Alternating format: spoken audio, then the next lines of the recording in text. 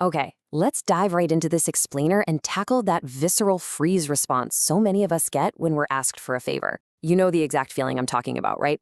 A friend asks if you can help them move out of their third floor walk up on a Saturday morning when you already have a migraine brewing. Your brain just goes completely blank. You stall, you casually say something like, oh, let me think about it. And then, 3 hours later, the guilt just eats you alive. So you send a text saying, sure, no problem, even though it is, in fact, a massive problem. Well, today, we are going to fix that. We're breaking down the science of boundaries and giving you the exact word-for-word scripts to say no totally guilt-free. So why is it so incredibly easy to say yes when everything inside you is literally screaming no? It's really crucial to understand that people-pleasing isn't just about being nice. Often, it's actually a learned survival strategy. Psychologists refer to this as the fawn trauma response, right up there with fight, flight, or freeze. If you grew up or lived in an environment where your needs always had to come last or where it just wasn't safe to express them, you learn to adapt by fawning. So when your gut says no, but your mouth says yes anyway, you're operating on these deep-rooted, unhelpful beliefs. And willpower alone just isn't going to cut it here. We really have to look at the underlying psychology to break this habit for good. Which brings us to Section 1, the people-pleasing trap. To fix this habit of self-abandonment, where you're basically leaving yourself and your own needs in the dust just to keep everyone else happy, we first have to understand the psychological mechanisms that are keeping us trapped in this endless yes cycle.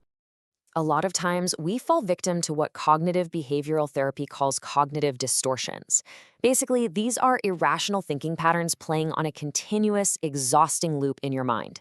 We mind read, for example, assuming things like, oh, they're going to think I'm a terrible friend if I cancel this dinner.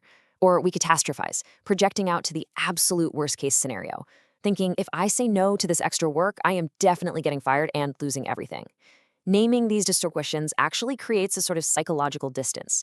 It helps you realize that your anxiety is just predicting a spectacular disaster that, let's be real, is probably never going to happen. And this brilliantly illustrates how we can uncover the absolute root of the problem using a CBT technique called the downward arrow. It's like a mental dig. If we start with the surface thought, I must say yes, and keep asking, okay, but what does that actually mean? We travel down the arrow. It means they'll be disappointed, which means I've let them down, which means I'm a bad friend, which ultimately leads to this totally false core belief, I am only lovable when I am useful to others.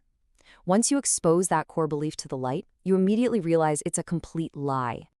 Moving on to Section 2, rewiring your mindset. Now, what's really fascinating about this next phase is how we use cognitive restructuring to actively unlearn these anxious habits and replace them with accurate, grounded facts. We can easily compare our learned, unhelpful beliefs with much more helpful, balanced realities. For instance, you might think saying no is selfish, petty, or even aggressive. But the balanced reality? Other people have the right to ask, and you have the absolute, undeniable right to refuse. We are all in a constant state of making choices. Because your time and your energy are finite, when you say yes to one thing, you are actually, by default, saying no to something else. And usually, that something else is your own rest or well-being. So finding your assertiveness is really about discovering that healthy middle ground between being entirely passive and blowing up aggressively. Assertiveness simply means knowing what you want and feeling confident enough to speak up for it, clearly and respectfully. Now, for recovering people-pleasers, navigating this middle ground probably never felt safe enough to learn before. It feels totally foreign. But the really good news here is that it is a highly learnable skill. And here is the absolute most crucial point to remember.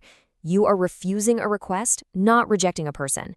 Healthy relationships can absolutely absorb a no without it blowing up into some relationship-ending crisis. We consistently overestimate how difficult it will be for the other person to accept our refusal. You have to trust that they are capable adults who can easily cope with hearing the word no. All right, Section 3, the boundary building blocks. Before we give you the exact words to say, let's establish the foundational framework for building your boundaries. Because, let's face it, a clever script won't work if you don't have a sturdy foundation to actually support it. Setting a boundary really requires 3 essential steps. First, feeling it, tuning into your gut. That means actually noticing that tight chest, the clenched jaw, or that sinking stomach when something feels off, rather than just ignoring your physical warning signs. Second, communicating it. You have to speak directly and clearly without relying on vague, passive-aggressive hints. And third, following through. This is huge. Sticking to your no holds others accountable. If you cave and don't follow through, the only message you're sending is, hey, you don't really have to take my boundaries seriously. When it comes to that communication step, this simple CBT formula is going to be your best friend. It goes, when this situation happens, I feel this emotion and I need this limit. So for instance, when last-minute requests land in my inbox after 6 p.m., I feel overwhelmed. I need to start responding to those the next morning. Notice what's missing there? There are no 10-paragraph explanations. There is no groveling apology for simply having a need. It's just clear, calm, and incredibly direct. Let's jump right into Section 4, Scripts to Say No. We're going to move to the practical toolkit now and rapid fire through some word-for-word scripts. Because the main difference between people who struggle with boundaries and those who don't, it's usually just preparation.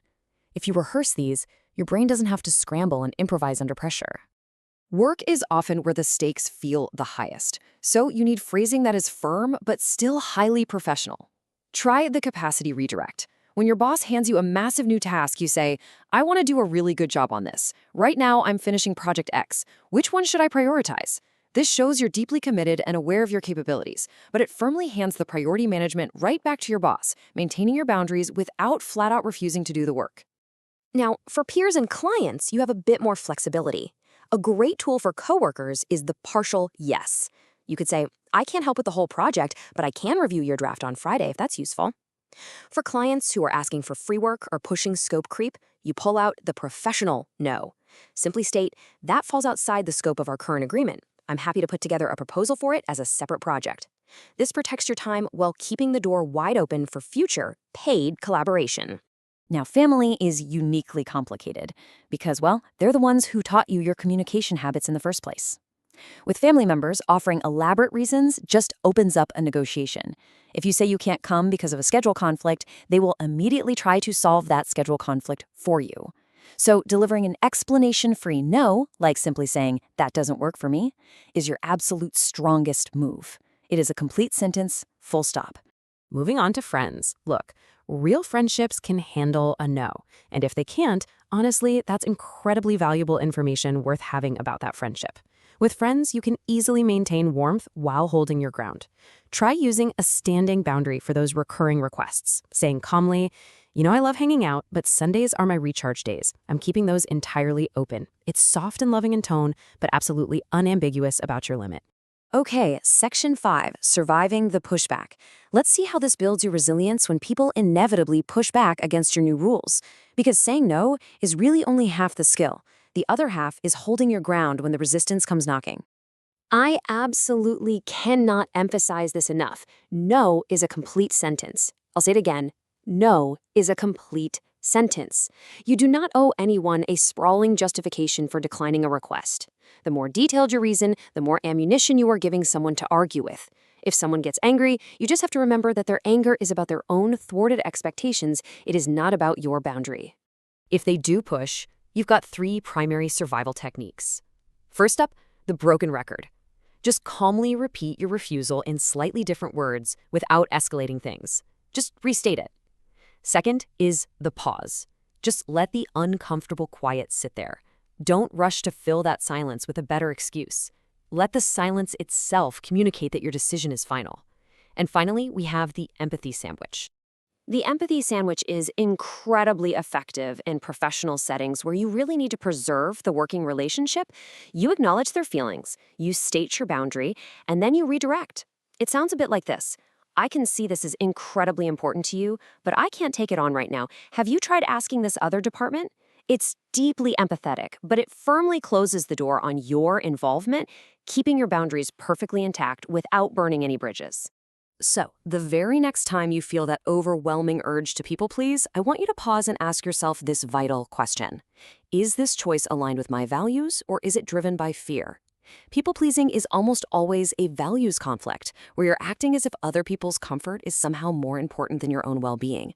Your starting point has to become you, not them. So tomorrow, when that inevitable request comes your way, are you going to betray your own boundaries out of fear, or will you finally realize that your peace of mind is actually worth protecting?